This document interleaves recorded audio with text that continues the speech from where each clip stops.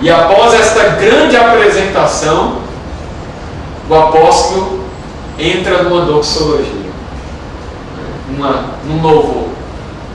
É muito interessante pensar essa estrutura, né, a partir dessa leitura desse texto no seu contexto, no livro, na carta aos Romanos. A linguagem apofática, com efeito, encontra-se enraizada especialmente no tocante à doutrina do Espírito Santo.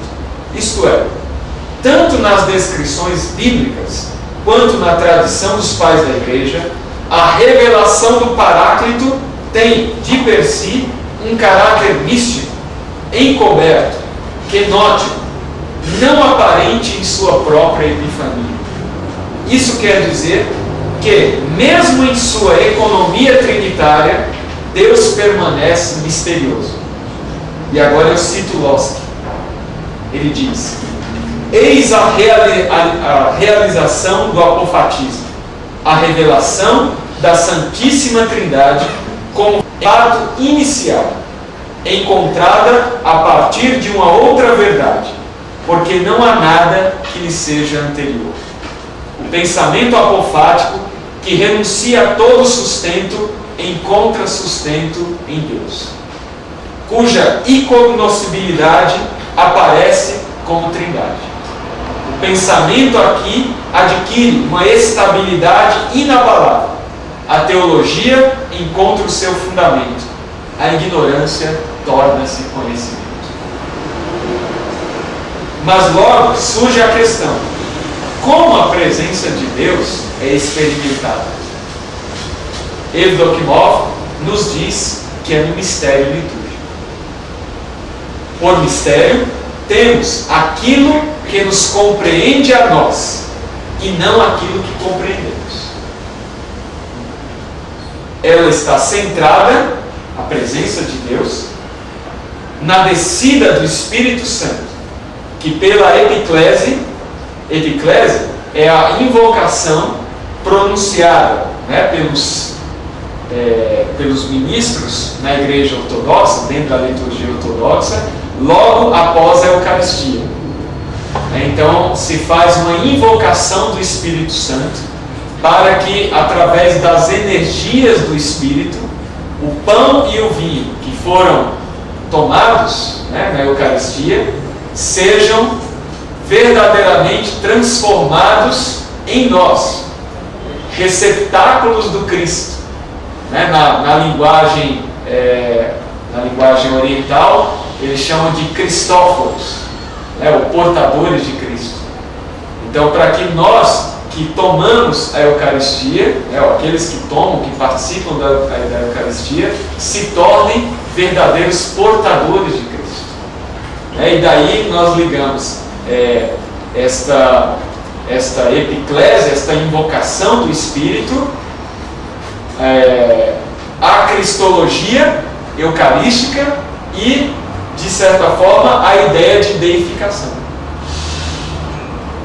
Essa ideia que está já presente lá na primeira patrícia.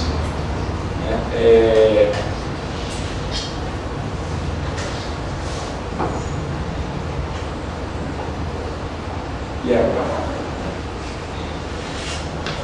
Isso é normal, o pessoal a quem eu dou aula já conhece esses delays, assim, né?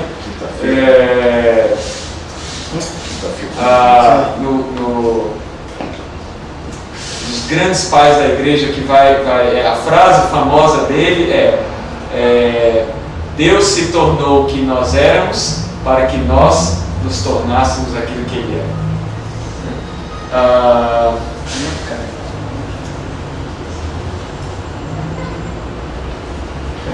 Já eu lembro, né? Já eu lembro de quem foi a frase famosa dos pais da igreja oriental.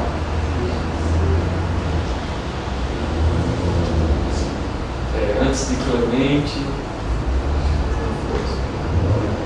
não foi Justino Mártir. Já eu lembro.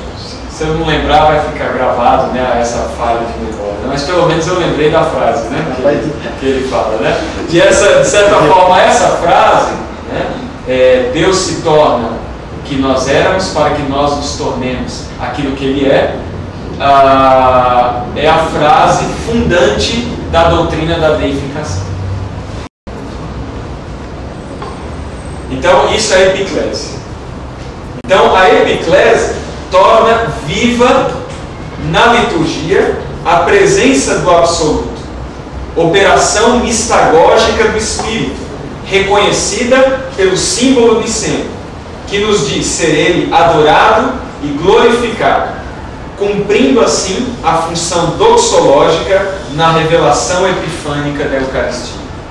Portanto, através da liturgia, encontramos um argumento sólido para a existência de Deus.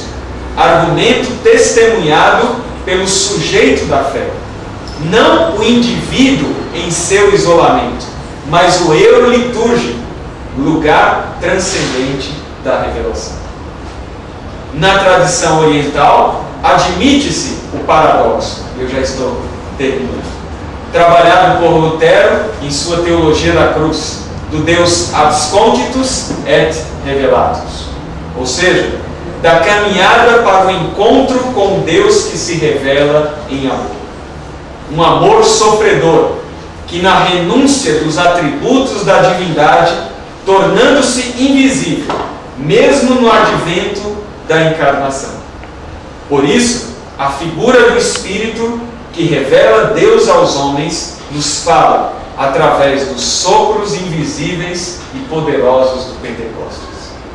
Desta maneira, a via apofática, o mistério trinitário confessado no credo e as energias do Espírito Santo, refletidas na liturgia cristã, se traduzem no caminho da espiritualidade do Oriente cristão como formas de conhecimento de Deus. O Oriente jamais aceitou o princípio lumen naturale rationis, ou seja, a iluminação natural da razão, pois a revelação de Deus não é um complemento da razão natural. Não há espaço para a teologia natural de Tomás de Aquino, a ideia de teologia natural.